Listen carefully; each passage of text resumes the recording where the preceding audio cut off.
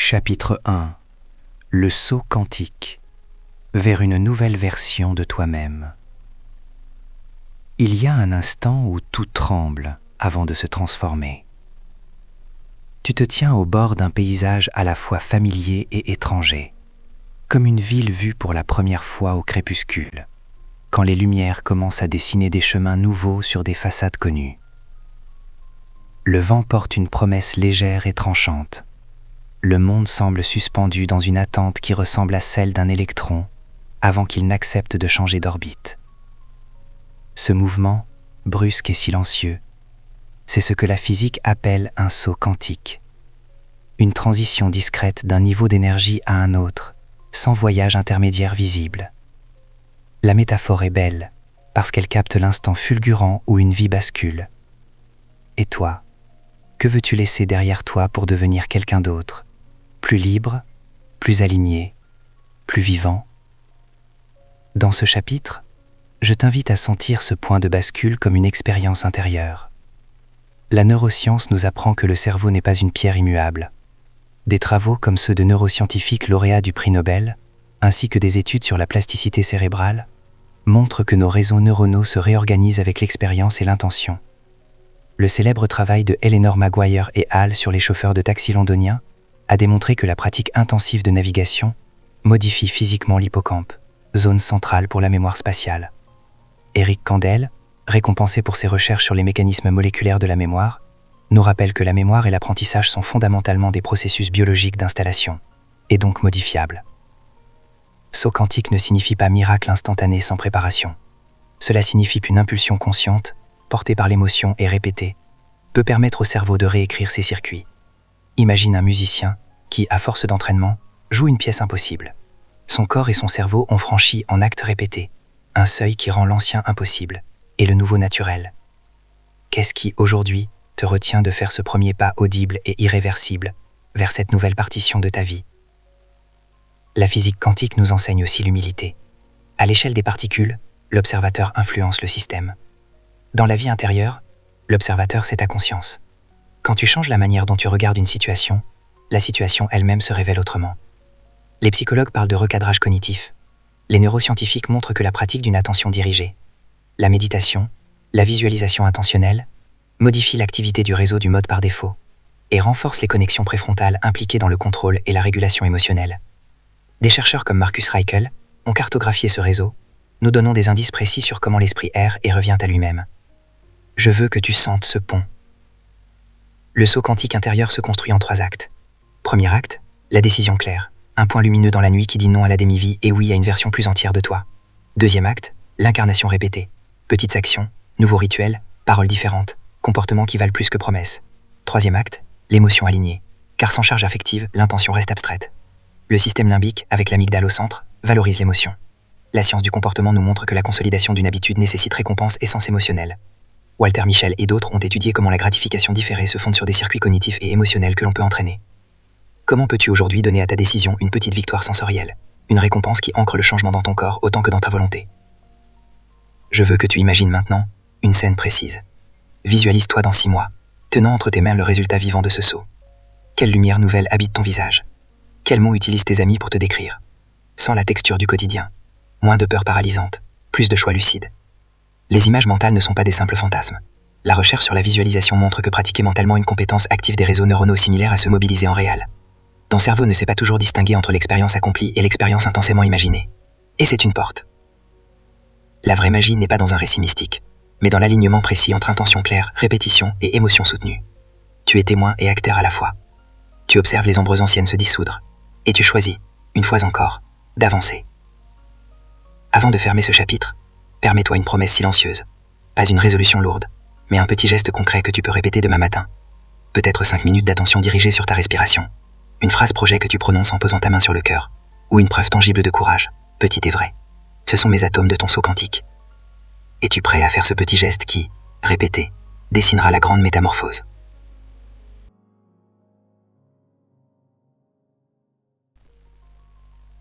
Chapitre 2. La danse des émotions. Embrasser le flux de la vie. Je t'invite à imaginer une salle sombre, où la lumière suit le souffle d'une personne. La caméra s'approche. Un souffle, puis un autre. Autour, une musique sourde. Un rythme qui ressemble à un chœur. Les émotions entrent, comme des danseurs sur une scène liquide, glissant, heurtant, se fondant les unes dans les autres. Certaines sont flammes, d'autres brumes. Elles ne demandent pas la permission pour apparaître. Elles réclament seulement d'être vues, d'être tenues sans jugement. Nous avons appris, par l'histoire et la biologie, que ressentir est une condition humaine essentielle. Antonio Damasio a montré que les émotions sont au cœur de la prise de décision et de l'organisation du soi. L'amygdale, ce petit noyau cérébral, réagit en fractions de secondes aux menaces. Le cortex préfrontal s'active ensuite pour évaluer, nuancer, moduler. Lisa Feldman-Barrett nous rappelle que l'émotion n'est pas une simple réaction préprogrammée, mais une construction du cerveau qui intègre mémoire, corps et contexte. Et James Gross nous offre des outils pour comprendre comment nous régulons, ou pas, nos réponses émotionnelles, distinguant la réévaluation cognitive de la suppression qui coûte cher à long terme. Prends une pause. Respire avec moi. Que ressens-tu dans cet instant, derrière tes paupières fermées, quand la scène se replie sur ton monde intérieur? Sur cette scène intérieure, la neuroplasticité joue le rôle d'atelier. Ce que tu pratiques se structure. Hebel l'a formulé ainsi. Les neurones qui s'activent ensemble se lient ensemble. C'est la loi discrète qui transforme l'expérience répétée en habitude neuronale. Des études en neurosciences montrent que la méditation et l'entraînement à la pleine conscience réduisent l'amygdale et renforcent les circuits préfrontaux impliqués dans la régulation émotionnelle. Ce qui n'est pas de la magie, mais de la matière remodelée par l'attention. La psychologie cognitive nous dit aussi que nommer une émotion diminue son intensité. Le simple acte d'étiqueter ce que tu ressens engage des réseaux linguistiques et cognitifs, qui fragmentent l'émotion brute et la rendent plus maniable. Si tu pouvais voir, comme un réalisateur, les prises de vue multiples d'une même journée, quelles émotions guideraient le montage final? Prendre conscience, c'est créer de l'espace entre l'irruption et la réponse. Dans cet espace, il y a une liberté presque quantique. Ici, la physique apporte une métaphore utile. Le double slit de la physique quantique montre que l'observation influe sur le comportement des particules. À un autre niveau, l'attention humaine modifie la manière dont notre cerveau construit la réalité émotionnelle. Ce n'est pas un argument mystique, mais une invitation scientifique à considérer que l'intention et l'observation modulent notre expérience. Les relations humaines résonnent comme des particules s'enchevêtrées. Nos états s'influencent mutuellement, parfois sans contact apparent. L'histoire nous offre des témoins de cette dynamique. Pense à Marcus Aurelius et à la pratique stoïcienne d'observer ses pensées. Ou à Viktor Frankl, qui, dans les pires conditions, trouve que l'attitude intérieure transforme la signification de l'expérience. Quel geste, aujourd'hui, pourrait changer la trajectoire d'une émotion qui te suit depuis longtemps? La danse des émotions n'est pas un chaos à maîtriser par la force, mais un flux à accompagner. La métaphore chorégraphique devient pratique. Tu peux apprendre à anticiper les entrées, à ajuster ton centre de gravité, à offrir de l'espace aux partenaires tourbillonnants. Des pratiques simples existent et sont appuyées par la recherche. La respiration diaphragmatique active le nerf vague, favorisant favorise la cohérence cardiaque et module la réponse de stress. La reformulation cognitive réoriente le sens d'une situation. L'expression artistique transforme l'énergie en forme communicable. Chaque technique, répétée, sculpte le cerveau. Regarde ta vie comme une toile en mouvement. Quels sont les fils émotionnels que tu choisis de renforcer? Et lesquels veux-tu laisser se déliter? Il n'y a pas d'éradication magique des émotions douloureuses. Embrasser le flux signifie apprendre à être avec elles sans se dissoudre. C'est tenir la main de la peur tout en avançant. C'est accueillir la colère comme signal plutôt que comme jugement final. C'est permettre à la tristesse d'avoir sa saison, sachant que la biologie et le temps ouvrent d'autres fenêtres. Et au centre de cette danse, il y a un témoin calme. La conscience qui observe, tâche par tâche, choix par choix. Cette conscience peut être entraînée, nourrie par lecture, pratiques et expériences incarnées, transformant une réaction automatique en une réponse choisie. Avant que les lumières ne tombent et que la scène se retire, permets-toi une dernière question. Si tu pouvais converser avec l'émotion qui te visite le plus souvent, que lui dirais-tu? Et qu'aimerait-elle entendre pour se sentir accueillie? Les rideaux se ferment doucement, mais la musique continue à l'intérieur de toi. Embrasser le flux de la vie, c'est accepter d'être à la fois chorégraphe et danseur, scientifique et poète, témoin et acteur. Al-Nilam Marshorcel, laissant derrière une invitation. Revenir demain. Observer. Nommer. Transformer.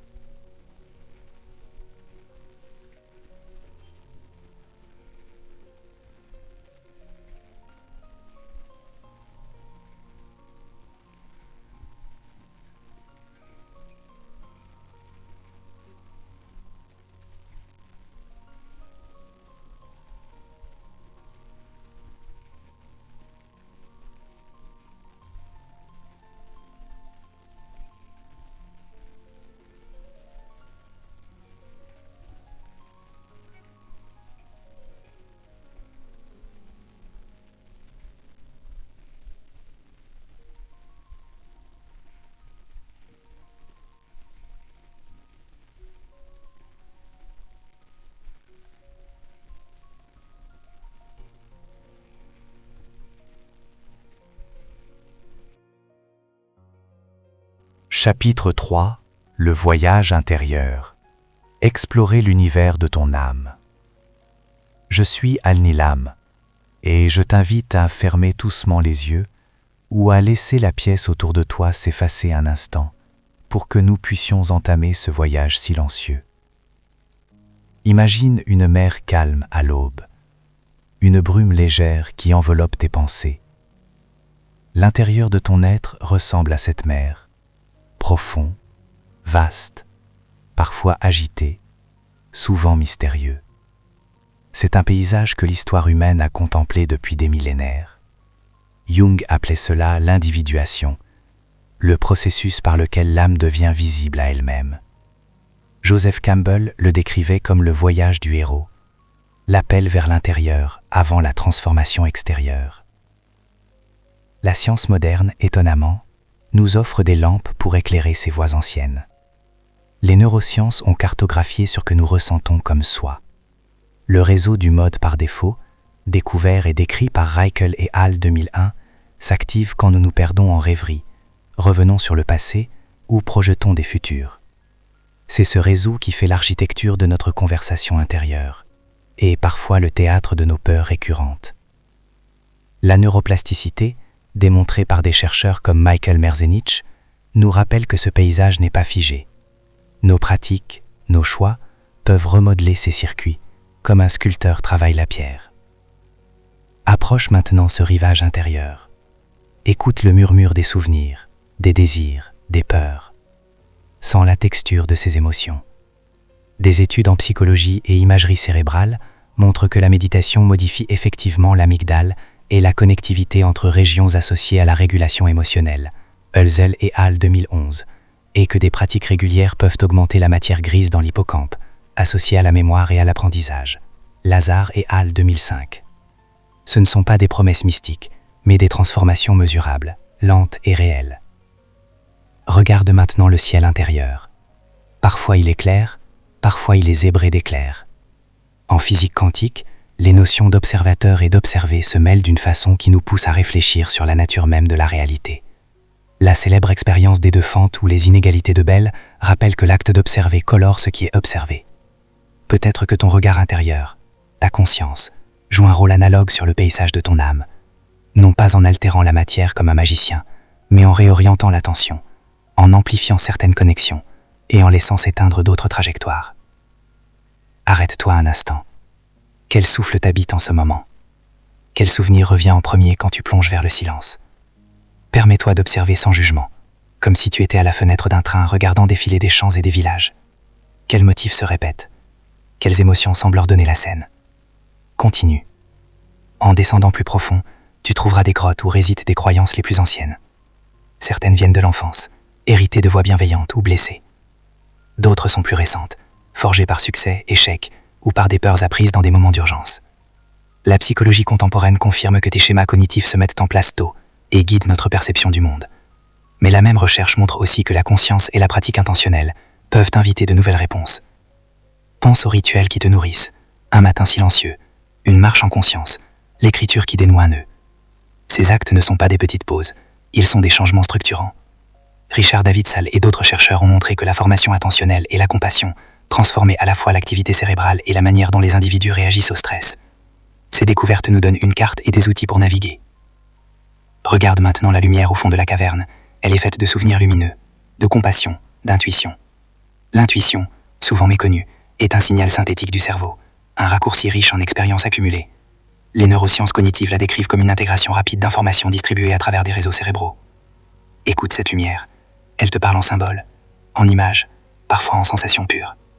Permets-toi encore une question, une invitation à l'horizon de ton silence. Si tu pouvais remodeler une croyance ancienne, sans perdre l'essence de qui tu es, laquelle choisirais-tu? Qu'est-ce que cela ouvrirait comme espace nouveau dans ta vie?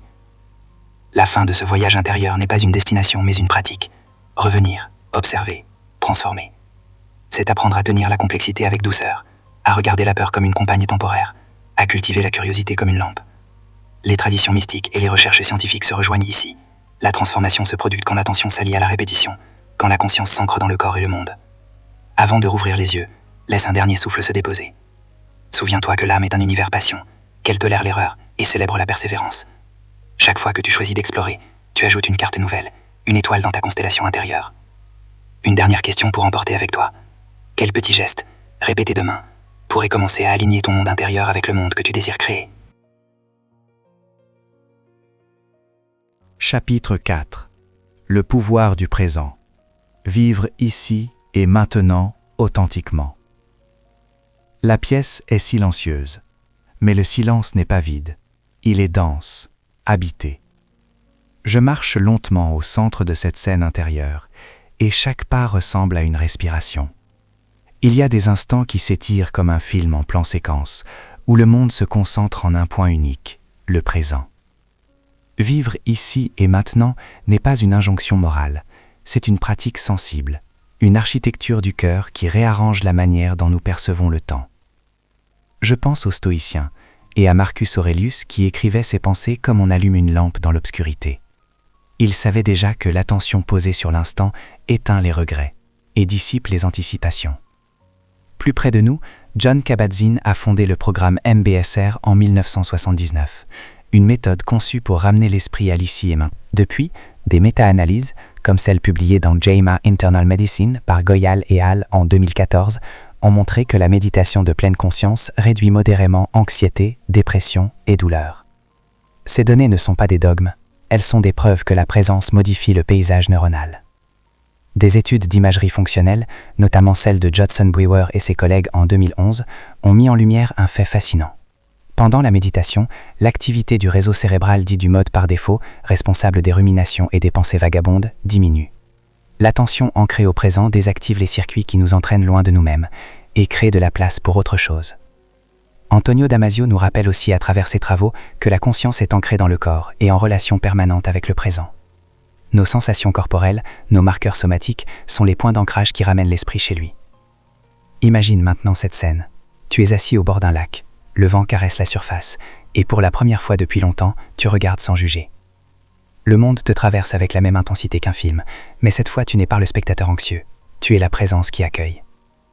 Qu'est-ce qui se passerait si, pendant 1 heure par jour, tu décidais de vivre ainsi, sans fuir vers le passé, ni courir vers l'avenir? Il y a une dimension physique à cette expérience. À l'échelle la plus petite, la physique quantique nous rappelle que l'observateur influence l'observé. Les expériences de la double fente et les discussions autour du principe d'incertitude de Heisenberg montrent que l'acte de mesurer change l'état mesuré.